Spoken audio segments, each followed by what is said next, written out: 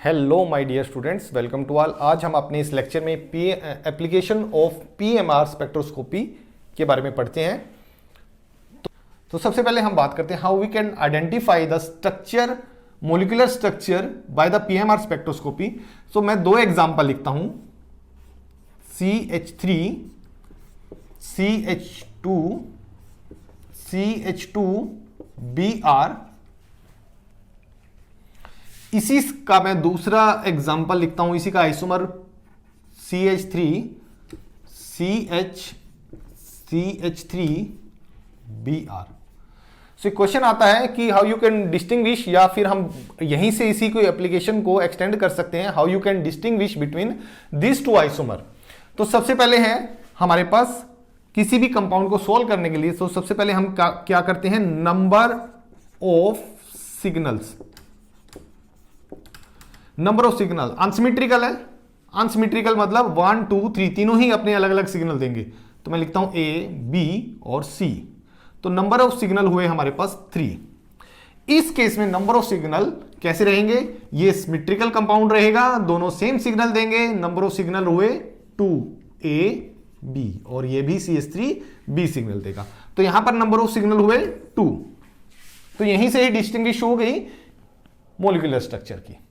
But हम इसको find out करते हैं बाय द NMR स्पेक्ट्रोस्कोपी। फिर हम बात करते हैं शेप ऑफ द सिग्नल।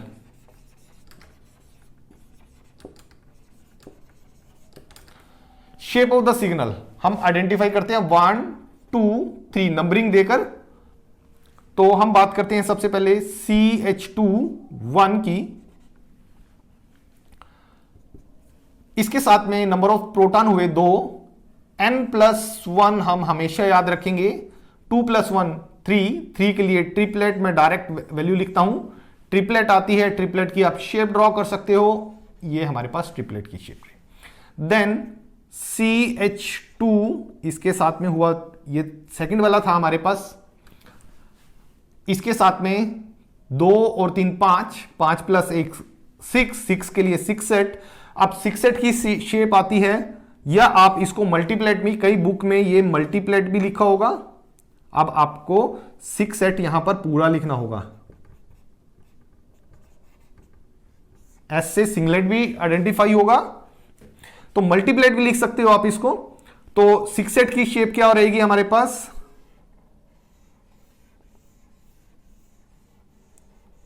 यह एक मल्टीप्लेट भी बना सकते हो आप। देन CH3 की बात करते हैं हम।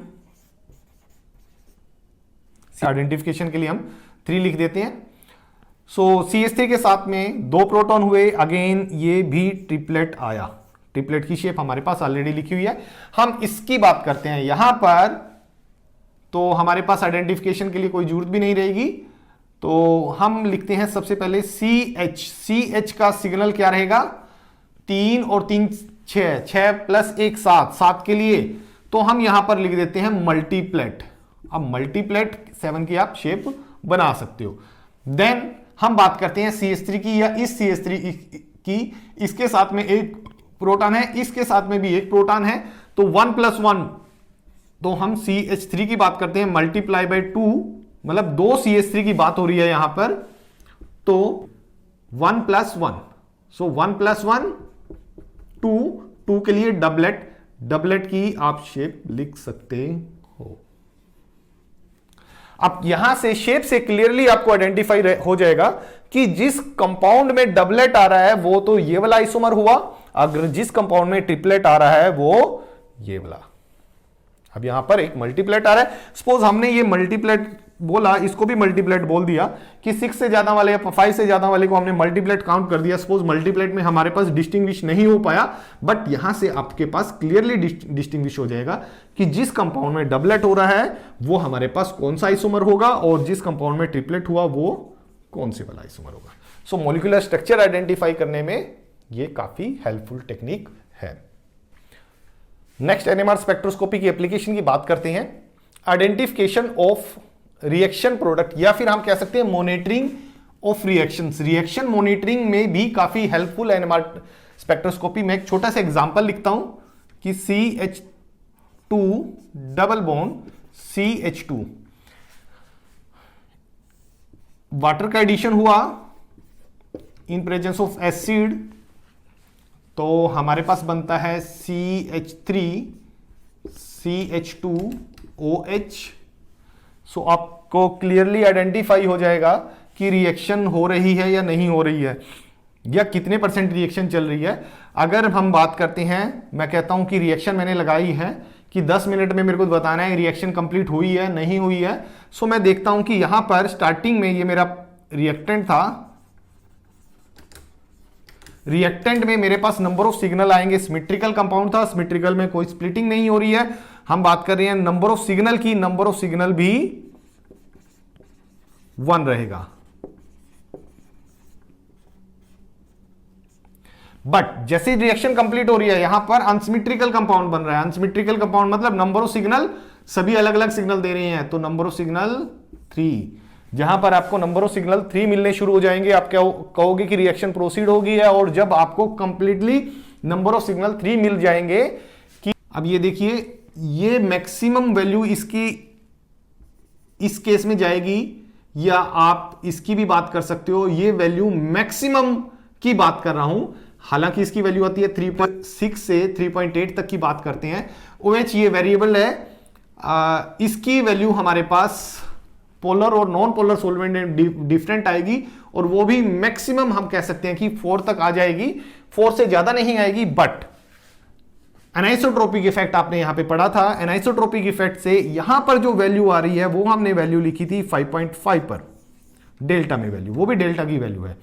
अब आप कहते हो कि अगर जो 5.5 पर सिग्नल कुछ रहा, इट मींस की रिएक्टेंट पड़ा है। अगर अदरवाइज हमने स्पेक्ट्रा लिया, रिएक्शन में से कुछ कंपाउंड निकाला, रिएक्शन मिक्सचर लिया निकाला, और उसका हमने NMR PMR स्पेक्ट्रोस्कोपी रन की है, और उसके बाद जो स्पेक्ट्रा ऑब्जर्व हुआ, अगर जो उसमें क्लियरली हमको 3 सिग्नल मिल रहे हैं, तो हम कह सकते हैं मैक्सिमम हमारा, या हम कह सकते हैं 100% कन्वर्जन होगी रिएक्शन की। अदरवाइज अगर आपको 5.5 पर कोई सिग्नल दिख रहा है, आप कहोगे नहीं, इसमें रिएक्टेंट पड़ा है। तो मॉनिटरिंग ऑफ रिएक्शन में भी ये NMR स्पेक्ट्रोस्कोपी काफी हेल्पफुल है। तो हम नेक्स्ट एप्लीकेशन की बात करते हैं, identification of geometrical isomer. Geometrical isomer हम बोलते हैं कि सीस और ट्रांस को आइडेंटिफिकेशन में ये काफी हेल्पफुल है।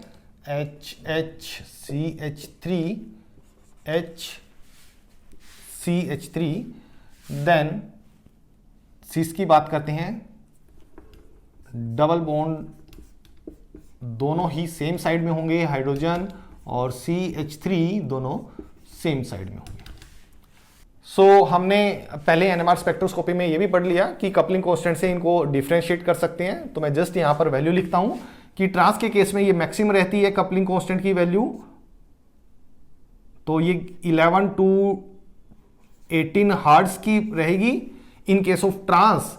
बट जब सिस की बारी आती है, सिस की बात करते हैं हम, तो ये रहती है 4 to 10 हर्ट्ज तक। तो अगर जो कपलिंग कांस्टेंट हमारा 4 to 10 हर्ट्ज के बीच में आ रहा है, तो हम बोलते हैं वो सिस रहेगा। अदरवाइज अगर जो वो 11 to 18 हर्ट्ज के बीच में आ रहा है, तो हम बोलेंगे उसको ट्रांस। और जनरली अगर जो ट्रांस होगा, तो वो 14 के आसपास रहता है, 14 हर्ट्ज के आसपास रहता है। नेक्स्ट एप्लीकेशन की बात करते हैं। So distinction between inter and intramolecular hydrogen bonding. Intermolecular हम जानते हैं कि intermolecular hydrogen bonding strong bonding रहती है, देन इंट्रामोलिकुलर। तो हम एक एग्जांपल लिखते हैं कि OHR।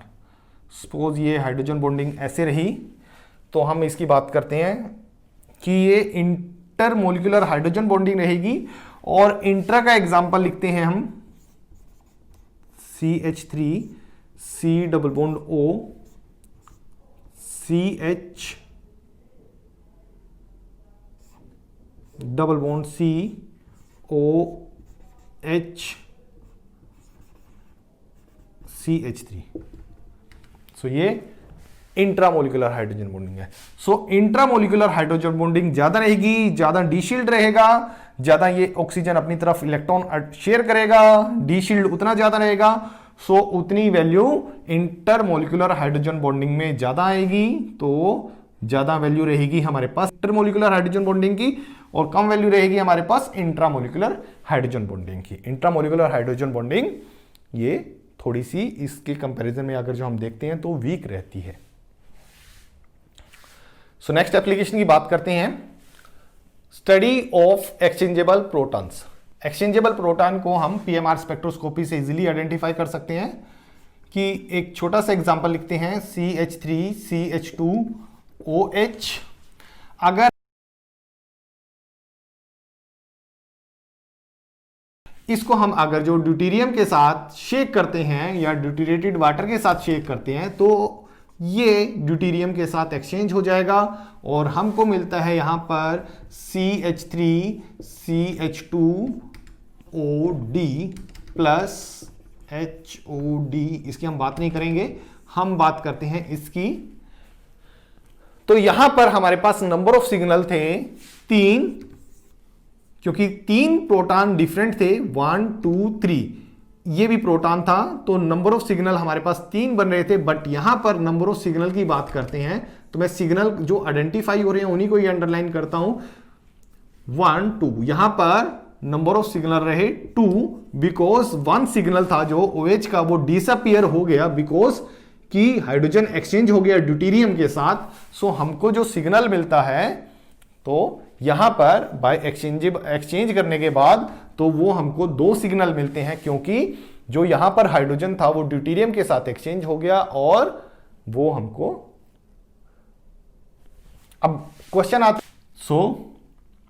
हमारे यहां पर फर्स्ट केस में 3 सिग्नल आ रहे थे और यहां पर जब हमने D2 एक्सचेंज कर दिया उसके बाद हमारे पास 2 सिग्नल हुए बिकॉज जो OH का सिग्नल था वो डिसअपियर हो गया because the exchange with deuterium अपना सिग्नल नहीं देगा, क्योंकि हम स्पेक्ट्रोस्कोपी कौन सी रीड कर रहे हैं, पीएमआर स्पेक्ट्रोस्कोपी। पीएमआर सिर्फ ये प्रोटॉन को ही रीड करेगी, उससे जो दूसरे जितने भी हमारे पास एटम है, चाहे वो कार्बन है या ऑक्सीजन है या व्हाटएवर जो भी एटम होंगे, हम उनको रीड नहीं कर रहे हैं, हम सिर्फ प्रोटॉन को रीड कर रहे हैं। जैसे ही प्रोटॉन ड्यूटेरियम के साथ एक्सचेंज होगा तो वो डिसअपियर हो जाएगा। सो ये था हमारे पास एक्सचेंजेबल प्रोटॉन। यहीं पर एक क्वेश्चन आता है, how you can distinguish between pure और इम्प्योर इथेनॉल। सपोज मैं एक साइड लिखता हूं, यहां पर लिखता हूं मैं प्योर इथेनॉल, प्योर, और यहां पर मैं लिखता हूं इम्प्योर। सो प्योर और इम्प्योर को on the basis of PMR spectroscopy हम कैसे आइडेंटिफाई करेंगे।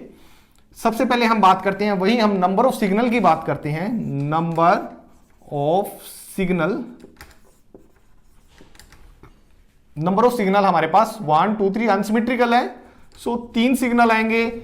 इम्प्योर में भी नंबर सिग्नल यहां पर 3 आएंगे, तो सिग्नल हुए हमारे पास 3। फिर बारी आती है सेकंड, बात करते हैं हम शेप की। सबसे पहले हम शेप की बात करते हैं। शेप हमारे पास CH3 की बात करते हैं, 2 2 + 1 3 के लिए ट्रिपलेट की हम शेप बना देते हैं। ये ट्रिपलेट की हमारे पास शेप होगी। ये एग्जांपल हमने कई बार कर लिया, इस वजह से मैं जल्दी कर रहा हूं। CH2 की बात करते हैं। CH2 के साथ में 3 प्रोटॉन थे और एक यहां पर 4 4 + 1 5 के लिए पेंटेट की आप शेप बना सकते हो। देन OH की हम बात करते हैं। OH के साथ में 2 प्रोटॉन थे तो ट्रिपलेट आएगा। ट्रिपलेट की हमारी शेप ऑलरेडी बनी हुई है तो हमने बना दी। तो हम बात करते हैं यहां पर number of shape of the signal. Impure के केस में CH3 की शेप सेम रहेगी, ट्रिपलेट था, ट्रिपलेट की शेप हमारे पास होगी। CH2 की बात करते हैं हम। हां, अब CH2 की बात करते हैं। इम्प्योर के केस में क्या होगा, प्योर के केस में यहां से OH और जो CH2 की थी ये कपलिंग हो रही थी, यहां इस वजह से ये स्प्लिटिंग भी हो रही है। बट इम्प्योर के केस में because of presence of impurity जो ये कपलिंग थी, जो ये स्प्लिटिंग की बात की मैंने, वो नहीं होगी, वो रिस्ट्रिक्ट हो जाएगी, वो स्टॉप हो जाएगी। स्टॉप होने की वजह से जो CS2 का सिग्नल था वो सिर्फ स्प्लिट होगा CS3 की वजह से, ना कि OH की वजह से, बिकॉज इंप्योरिटी की वजह से इनके बीच में स्प्लिटिंग नहीं होगी। तो यहां पर CS2 के साथ CS3 था, तो CS3 में हमारे पास 3 थे, 3 + 1 4, 4 के लिए क्वार्टेट, क्वार्टेट का आप सिग्नल बना सकते हो। तो ये हमारे पास क्वार्टेट बन गया।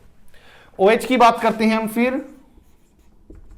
जब कपलिंग नहीं हो रही है, स्प्लिटिंग भी नहीं होगी, तो हमारे पास सिग्नल तो देगा क्योंकि प्रोटॉन है यहां पर, तो सिंगलेट, सिंगलेट के लिए simple.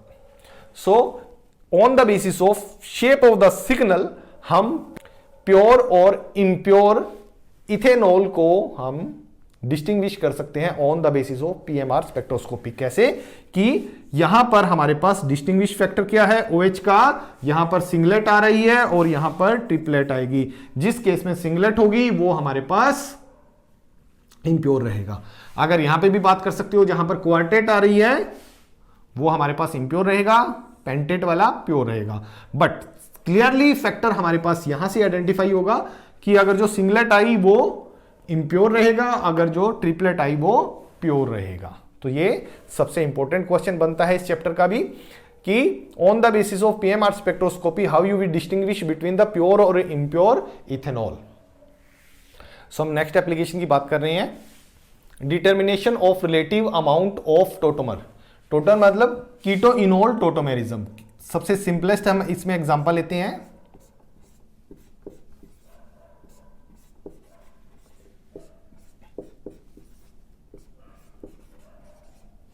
Acetyl acetone.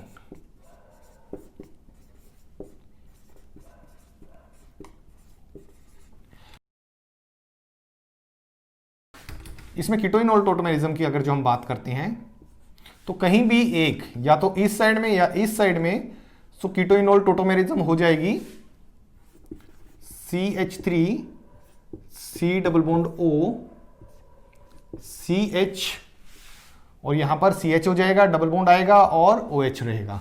CH double bond C OH then CH3। So इसको अगर जो हम प्रॉपर लिखते हैं कि हाइड्रोजन नीचे आ गए, ठीक है, और यहां पर ये हो गया। सो इनॉल फॉर्म बनने के बाद यहां पर कुछ आप हाइड्रोजन बॉन्डिंग देख सकते हो, इंट्रामोलिकुलर हाइड्रोजन बॉन्डिंग ऑब्जर्व होगी इनॉल बनने के बाद, और कीटो में ऐसा कुछ नहीं होगा। चलिए हम बात कर रहे हैं कीटोइनोल टोटोमेरिज्म की on the basis of PMR spectroscopy. इसको कैसे डिस्टिंग्विश करें। अगर मैं बात करता हूं नंबर ऑफ सिग्नल की, यहां पर सिमेट्रिकल कंपाउंड रहेगा, तो सिमेट्रिकल कंपाउंड रहेगा तो नंबर ऑफ सिग्नल CS3 की तरफ से सेम सिग्नल आएगा और यहां से एक अलग आएगा, तो नंबर ऑफ सिग्नल यहां पर 2 रहे थे, और वहां पर अनसिमेट्रिकल कंपाउंड बनता है तो नंबर ऑफ सिग्नल सभी के 1 2 3 4 नंबर ऑफ सिग्नल 4 बन सकते हैं। तो इस बेस पे हम डिस्टिंग्विश नहीं करेंगे इसको, हम टोटल कीटोइनोल टोटोमेरिज्म की परसेंटेज के बेस पर, कितने परसेंट कीटो बन रहा है, कितने परसेंट इनोल फॉर्म बन रही है, उस बेस पर इसको आइडेंटिफाई करेंगे। इसके लिए हम सबसे पहले मैं PMR स्पेक्ट्रा ड्रॉ करता हूं। परसेंटेज को, कीटोइनोल टोटोमेरिज्म की परसेंटेज को आइडेंटिफाई करने के लिए हमने एक PMR स्पेक्ट्रा बनाया है। तो इस PMR स्पेक्ट्रा में ये छोटी सी स्प्लिटिंग दी है, ये छोटी सी स्प्लिटिंग आइडेंटिफाई करने के लिए दी गई है कि दोनों CS3, यहां पर जो CS3 रहेंगे इनको डिस्टिंग्विश करने के लिए। बट हम क्या करते हैं, इस टोटल पूरे एरिया को कैलकुलेट करते हैं। ये हम इंटीग्रेशन से कैलकुलेट कर सकते हैं। इंटीग्रेशन से जब इसको कैलकुलेट करते हैं तो ये 20 के रेशियो में आता है, और जब ये वाला सिग्नल इसकी इंटीग्रेशन होती है तो ये 1.33 के आसपास आता है। जब इस सिग्नल की इंटीग्रेशन होती है ये 2.66 के आसपास आता है। अब नंबर ऑफ प्रोटॉन, ये देखो ये तो CH3 हो गया हमारे पास, CH3 का सिग्नल था। अब CH वाला सिग्नल रहेगा, CH वाला आप जानते हो कौन सा रहेगा, जो 5.5 के पास होगा, 5.5 के पास ये CH वाला सिग्नल हुआ, और ये जो बाकी बीच का बचता है ये हमारे पास CH2 का सिग्नल रहा। सो मैं इसको सर्कल करता हूं। हमारे पास 3 तरह के सिग्नल थे, बट हमको आइडेंटिफाई करना था कि इसमें कितने परसेंट कीटो बन रहा है, कितने परसेंट इनोल बन रहा है। अब CH2 के साथ 2 प्रोटॉन थे, तो 2 प्रोटॉन होंगे, उनका सिग्नल आया या उनका एरिया कैलकुलेट हुआ वो 1.33 हुआ। ये 2 प्रोटॉन हम मेंशन भी करते हैं, CH2 के 2 प्रोटॉन थे। CH का जो 1 प्रोटॉन हुआ उसका सिग्नल आया हमारे पास 2.66। CH3 के हमारे पास इसके सिग्नल आते हैं 20। अब 20 में हमारे पास कीटो भी था और इनोल भी मिक्स होके आ रहा था, तो कीटो इनोल की रेशियो ये रही हमारे पास 20। तो हम किसी की परसेंटेज निकालने के लिए सपोज हम कहते हैं कि हमारे पास, सपोज हम कहते हैं, एक छोटा सा एग्जांपल लिखते हैं, A एंड B, A 3 था और B 1 था, तो दोनों की परसेंटेज कितनी हुई, तो हमने कहा कि A की परसेंटेज डिवाइड बाय टोटल हमारे पास 4 मल्टीप्लाई बाय 100, तो ये आ गई हमारे पास 75%। और ऐसे ही 1 की निकाल सकते हैं, B की निकाल सकते हैं, और ये आएगी हमारे पास 25%। ये एक छोटा सा एग्जांपल है कि मैंने बोला कि जिसकी भी परसेंटेज निकालेंगे उसको ऊपर रखकर टोटल से डिवाइड करके मल्टीप्लाई बाय 100, ये हमारे पास एक जनरली फार्मूला था। सो हम कीटो की परसेंटेज निकालने के लिए भी ऐसे ही करेंगे, इनोल की परसेंटेज निकालने के लिए भी ऐसे ही करेंगे। तो जो हम परसेंटेज निकालेंगे, दोनों की परसेंटेज निकालेंगे CH3 के वर्सेस CH3 के हमारे पास 6 प्रोटॉन की बात करते हैं हम, तो CH2 किस फॉर्म में था, कब था, जब वो कीटो में एग्जिस्ट हो रहा है। तो हम कहते हैं कि कीटो की परसेंटेज कितनी होगी, कीटो आ रहा है हमारे पास 1.33 डिवाइड बाय टोटल 20। अब टोटल प्रोटॉन की रेशियो भी देखते हैं। प्रोटॉन की रेशियो इसकी रिवर्स रहेगी। प्रोटॉन हमारे पास 6 यहां पर थे और यहां पर 2 थे, तो ये रिवर्स रहेगा 6 डिवाइड बाय 2। तो टोटल अगर जो हम कैलकुलेट करते हैं तो ये आता है अप्रोक्सीमेटली 20 के नियर अबाउट।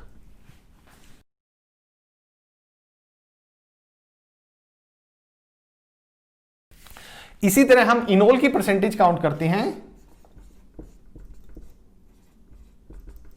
इनोल की परसेंटेज में हम वही बात करेंगे कि 2.66 divide by 20 multiply by, enol में हमारे पास 1 और 6 का रेशियो था।